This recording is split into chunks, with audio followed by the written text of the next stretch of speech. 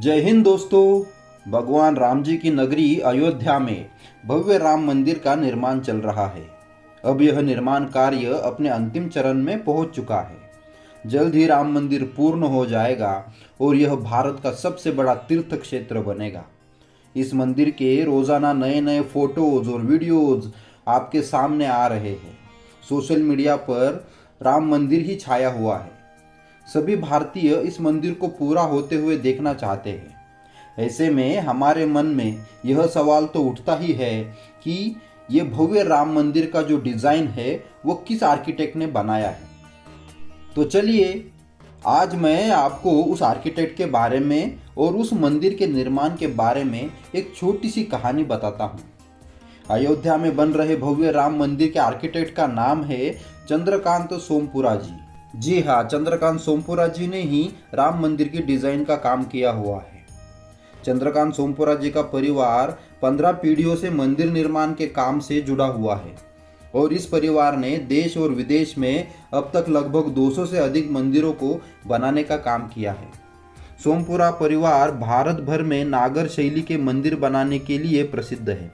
चंद्रकांत सोमपुरा जी के दादाजी पद्मश्री प्रभाशंकर ओघड़बाई भी एक प्रसिद्ध आर्किटेक्ट रह चुके हैं। उन्होंने ही गुजरात के प्रसिद्ध सोमनाथ मंदिर का डिजाइन तैयार किया था, जिसे तत्कालीन गृह मंत्री सरदार वल्लभ भाई पटेल जी द्वारा फिर से बनाया गया था।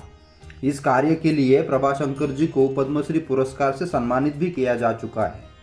मंदिर निर्माण से संबंधित शिल्प शास्त्र विषय में उन्हें बहुत ज्यादा रुचि थी। उनके पास मंदिर निर्माण से जुड़ी सैकड़ों पांडुलिपियां थी। बहुत सारे प्राचीन ग्रंथ थे जिनका उन्होंने गहराई से अभ्यास किया था। वह मंदिर निर्माण कला में सबसे विद्वान व्यक्ति थे।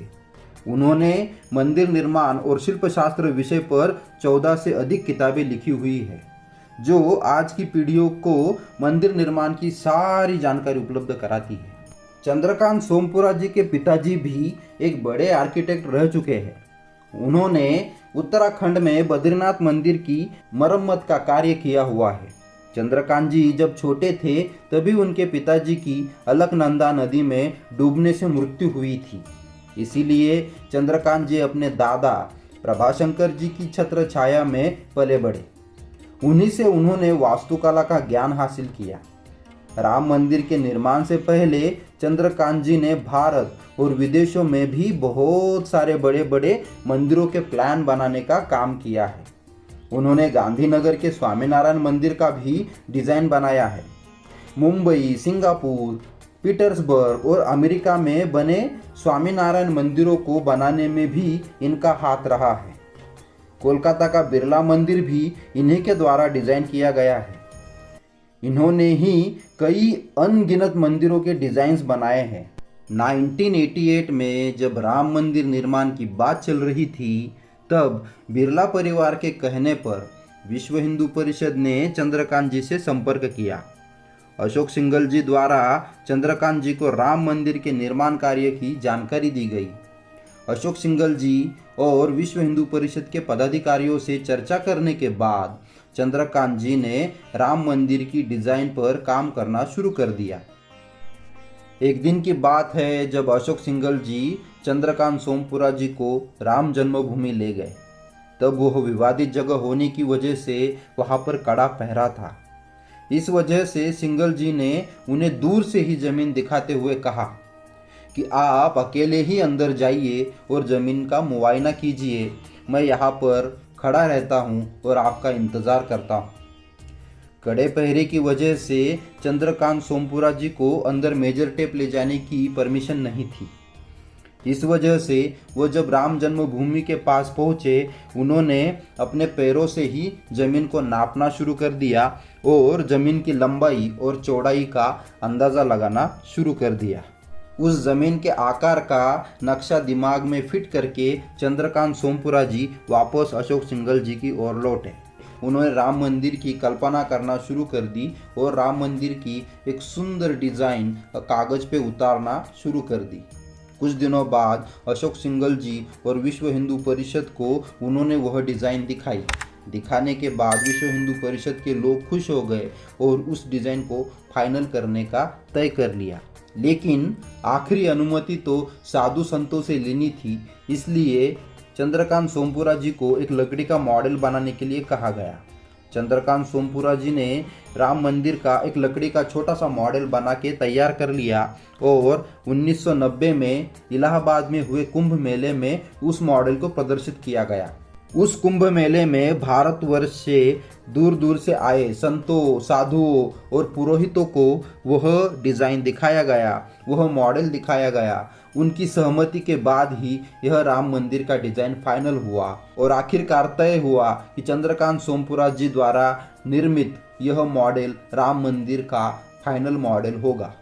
लेकिन राम मंदिर को बनने के लिए लगभग 30 साल का लंबा इंतज़ार करना पड़ा।